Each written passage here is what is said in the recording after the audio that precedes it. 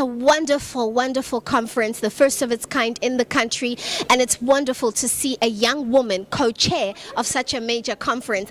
Can you just briefly tell us, how did you come about being the co-chair? And you're clearly quite a befitting brain. Let's just begin with that.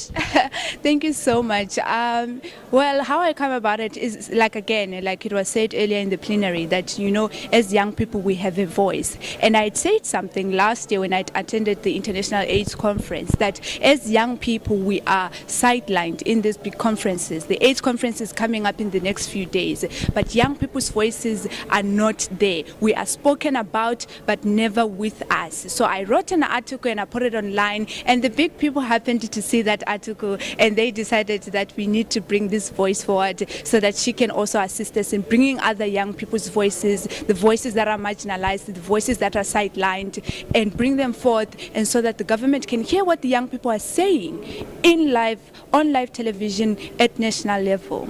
Yeah. Gender-based violence, I know that you have a psychology background and you're a researcher. What do you think research is actually telling us, and what do you think it is calling us to do? What is happening in the human mind at the moment that the perpetuation of gender-based violence is increasing? And do you think this particular conference, delivered the objectives? What are your views there? Gender-based violence was one of the prominent key issues that was highlighted by the young people in this conference. So it's very clear that it's a burning issue, aside from the fact that 15 to 24-year-olds, 25,000 new incidents, infections within HIV. However, gender-based violence was highlighted the most. And so much research has been done. The MRC has done so much research on gender-based violence. Other researchers have done so much research on gender-based violence. But we seem to not be getting the interventions right. We seem to be going in circles and circles, but we are not getting the right formula for the interventions.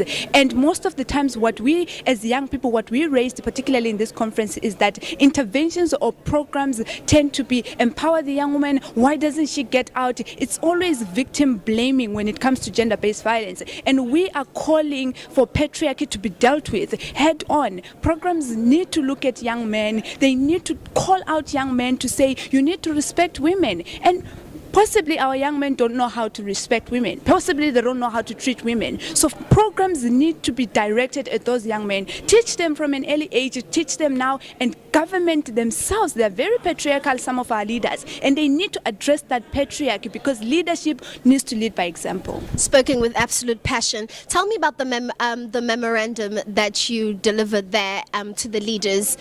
Your points were extremely informed, and tell me what drove your points. So our points are coming from a roundup of what the young people have been saying throughout the conference, from the first day of the conference on Friday on the 9th until today. So we as young people are the ones pretty much who put these points together. This is just a summary that I presented, but young people, all these points that are here, these are young people's voices. Young people raised voices about LGBTI issues being sidelined in their institutions, disability students not being treated properly, or being regarded when we are coming up with condoms, for example. Disability students need to be looked at. Young people, we are not homogeneous. We are very different, and our government needs to pay attention to that. So these points are driven by what the young people said. Yesterday we had the She Conquers plenary. Young people spoke, and they were heard by the nation, by the policymakers. And these points are all coming from the discussions that young people have been uttering out there. Awesome.